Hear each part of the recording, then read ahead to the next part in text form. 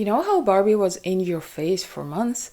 That's exactly how I feel with Mean Girls right now. Was the original movie that good that we have to remake it? Oh, what you're saying it's not a remake? It's a stage to screen adaptation of a Broadway show. A Broadway show that was based on the movie. And that's what makes it not a remake. Okay, got you. Seriously though, we need to talk about the Mean Girls 2024. The way it's marketed, the way it's being another franchise movie, and why the original Mean Girls was not worth remaking in the first place. I wasn't too excited about the Mean Girls 2024, but then I found out it was a musical and I was like, you lost me. Oh, you didn't know it was a musical? Yeah, because they don't show it in the trailers. Because no one likes musicals. I love how Screen Rant go, it was a creative decision made by Paramount not to tell you that it was a musical. What a creative decision to trick me into buying a ticket to a musical. And all of the studios are making the same exact creative decision. I was honestly traumatized by my Wonka watching experience because I went there to see a cute kids dramedy, but I saw a musical. It was a lot of dancing, a lot of singing. I would say too much dancing and singing to my preference. And you can argue that the 1971 Wonka was a musical, so why wouldn't you expect it? But also, I base my choices on trailers. Trailers are supposed to create expectations. That's what they're made for. Why wouldn't I trust it? But now I see why. Same thing with The Color Purple. I wanted to see it. Like, it was so good in the Christmas box office season, but I found out it was a musical.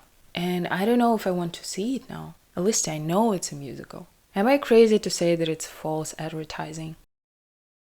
Listen, I'm not the biggest movie buff out there, and I certainly don't know much about Broadway shows, but I can see when someone tries to make money exploiting your nostalgic feelings towards some old shit. And I talk about Barbie, I talk about Wonka, and Mean Girls. I'm just one of those who believes that franchise movies are killing real cinema, that independent and avant-garde artists and authors have less space in the theaters and in our minds, because we absolutely have to see another Marvel movie. Like, I get it, we all love Mean Girls. I saw it when I was a teenager too. Even though I never went to an American high school, I could always relate. I feel like this hierarchy exists in any type of environment with teenagers, you know? But even my love towards the original movie doesn't make me see the value of the 2024 remake. And please, let's not start with this is not a remake conversation again. Like, the original movie came out and then 14 years later they're making a Broadway show because it's a familiar story that is also a reliable source of money. 6 years later there is another movie based on the same story because we are paying for that. We are buying tickets for that for sure. Tina Fey was the one who wrote the original story. She also played a math teacher in the 2004 movie. Then she was involved in the Broadway show, and now she's playing the same math teacher in 2024 version of the movie. I can't help but wonder, aren't you tired of working on the same mediocre story for 20 years? Is that what the death of an artist looks like?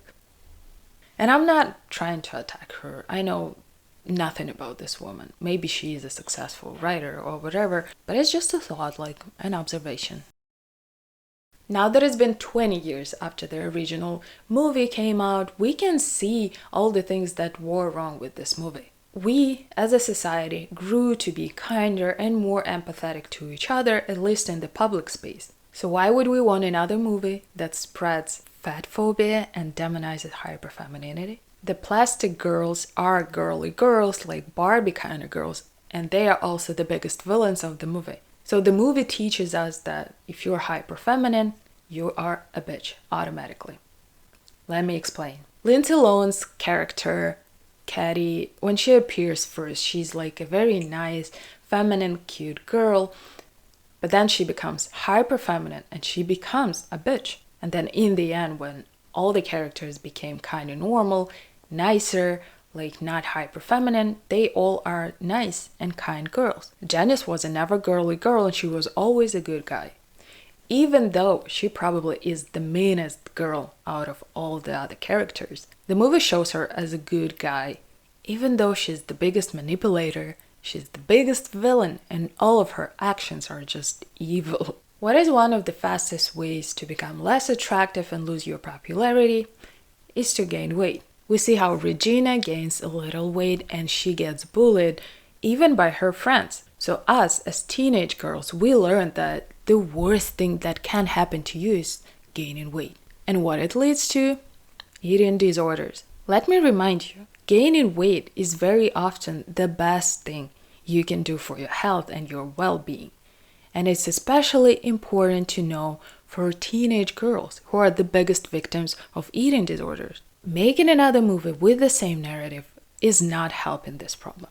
If you enjoyed this little breakdown of the 2024 Mean Girls, you should also check out this video about why Barbie is a less feminist movie than Poor Things, even though Poor Things was written and directed by men. Thanks for watching and see you next time.